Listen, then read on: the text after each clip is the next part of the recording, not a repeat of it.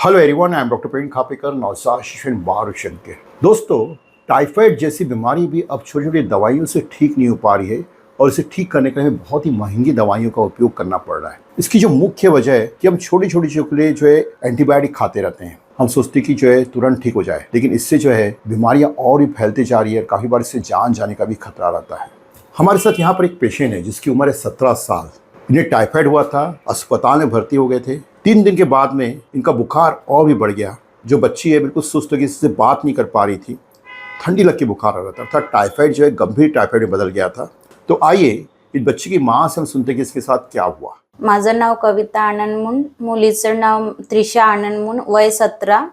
माझ्या मुलीला टायफॉइड झालेला आहे। मी हॉस्पिटलला घेऊन गेली होती। तिथे 3 ते 4 दिवस ठेवलं, इन्व्हेस्टिगेशन केले तर तिथे टायफॉइड पॉझिटिव्ह निघालं। त्या हॉस्पिटलला आराम नाही लागला। मला कोणीतरी सजेस्ट केलं की डॉक्टर खापेकर सर म्हणून धंतोली रामदासपेठमध्ये आहेत, तर मी तिथे घेऊन आली। तिथे सरांनी ट्रीट केलं, बघितलं। तिथे पण त्यांनी परत इन्व्हेस्टिगेशन केले। त्याच्यामध्ये सीआरपी थोडं वाढून आलेलं होतं। खूप हाय ग्रेड फीवर होता, 101, 102, 103 असा फीवर होता। Loose motion continue, fever continue, चिडचिडपणा सगळा त्रास होता माझ्या मुलीला। पण 3 दिवसात तिला खूप बेटर फील झालं। मेडिसिन खूप छान दिलं सरांनी आणि येऊन बघतात खूप छान आहे सर, आणि माझ्या मुलीला आराम पण लागला आणि कमी पैशामध्ये छान मेडिसिन दिलेलं आहे। कमीत पैशात सरांनी खूप छान ट्रीट करून दिलेलं आहे। त्यांचा खूप मनापासून धन्यवाद।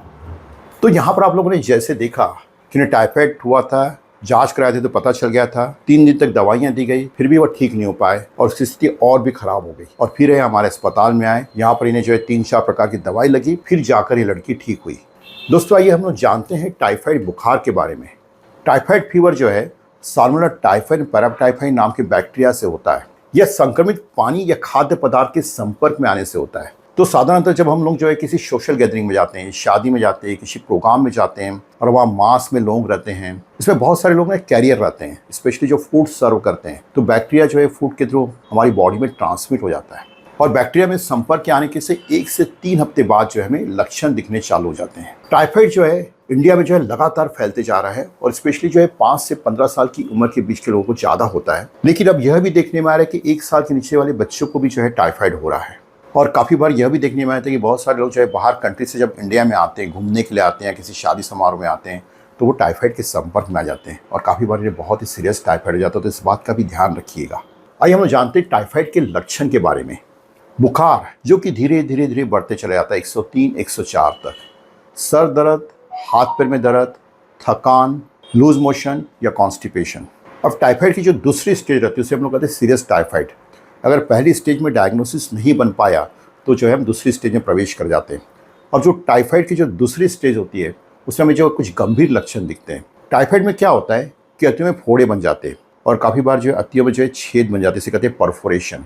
और काफ़ी बार छेद नहीं होता तब भी अतियों से जो है बैक्टीरिया जो है टाइफाइड के पूरे ब्लड में फैलना चालू हो जाते हैं, जैसा इस लड़की के साथ हुआ था। और इसमें जो मुख्य लक्षण दिखते हैं, बहुत ही तेज बुखार आता है, ठंडी लग के, कपकपी लग के बुखार आता है। साथ में जो है पेट में दर्द होता है, लूज मोशन होते हैं, वॉमिटिंग होती है, पेट में सूजन दिखती है और शरीर के अन्य अंगों पर भी इसका प्रभाव दिखता है। ब्रेन पर जो प्रभाव होता है, बच्चे बिल्कुल सुस्त हो जाते हैं, एटमॉस्फेयर से रिएक्ट नहीं करते, उल्टी सीधी बातें करते रहते हैं। काफ़ी बार ये दूसरे अंगों में फैलता है, जैसे हार्ट में, किडनी में, लीवर में फैल जाता है। काफ़ी बार निमोनिया भी हो जाता है इससे। तो यह सब गंभीर लक्षण के अंतर्गत आता है। जैसे इस बच्ची में जो है टाइफाइड जो है पूरे ब्लड में फैल गया था, उसके ब्रेन पर अटैक कर गया था, इसलिए इनकी जो है मदर बहुत ही परेशान थी।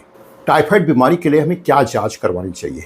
एक तो हम ब्लड कल्चर करा सकते हैं, इसमें टाइफाइड के कीटाणु का भी पता चल जाता है। दूसरा जो हमें टेस्ट कराना है विडाल टेस्ट, और यहाँ पर हमें ध्यान रखने का है कि हमें ट्यूब विडाल टेस्ट कराना है। स्लाइड टेस्ट नहीं कराना है जो अधिकतर लोग करते हैं, इसकी सेंसिटिविटी बहुत ही कम है। तो जो ट्यूब विडाल टेस्ट की जो रिपोर्ट है वो 24 घंटे बाद मिलती है। इस बात का ध्यान रखिए क्योंकि बहुत सारे लोग जो है स्लाइड टेस्ट करा लेते हैं और उसमें जो है टाइफाइड गलत डायग्नोसिस हो जाता है। तो इस बात का बिल्कुल आप ध्यान रखिएगा। और साथ में जो है आप लोगों को क्या ध्यान रखना चाहिए, अगर बुखार 3 से 4 दिन तक बना हुआ, 103, 104, ठंडी लग के आ रहा है, भूख नहीं लग रही है, पेट में लगातार दर्द है, लूज मोशन हुआ, तो डॉक्टर को यहाँ पर तुरंत दिखाना, इस बात का ध्यान रखिएगा। क्या टाइफाइड पूरी तरीके से ठीक हो जाता है? अगर टाइफाइड का डायग्नोसिस बिल्कुल सही समय में हो गया तो यह जो है साधारण दवाइयों से बिल्कुल ठीक हो जाता है। इसके लिए 4-5 प्रकार की दवाइयाँ अवेलेबल है।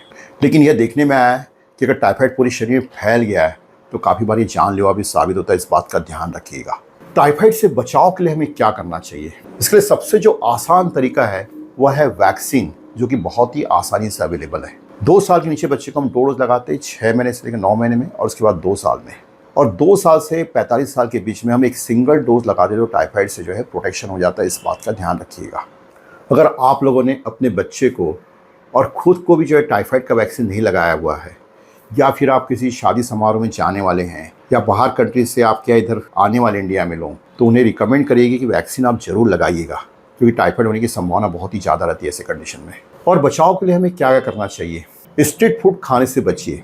आप कहीं पर भी बाहर जा रहे हो तो अपने साथ जो है वाटर कैरी करिए, क्योंकि वाटर सबसे इंपॉर्टेंट सोर्स है टाइफाइड का। साथ में आप किसी फंक्शन में जा रहे हो और वहाँ पर खाना खा रहे हो तो वहाँ पर देखिए कि खाद्य पदार्थ पूरी तरीके से सुरक्षित है कि नहीं है। नेक्स्ट जो है, खाना खाने के पहले और वॉशरूम जाने के बाद जो है अच्छे से हाथ धोइएगा। तो इस तरीके से टाइफाइड वैक्सीन और यह सब प्रिकॉशन लेके आप अपने आप को और अपने बच्चे को भी टाइफाइड से बचा सकते हैं।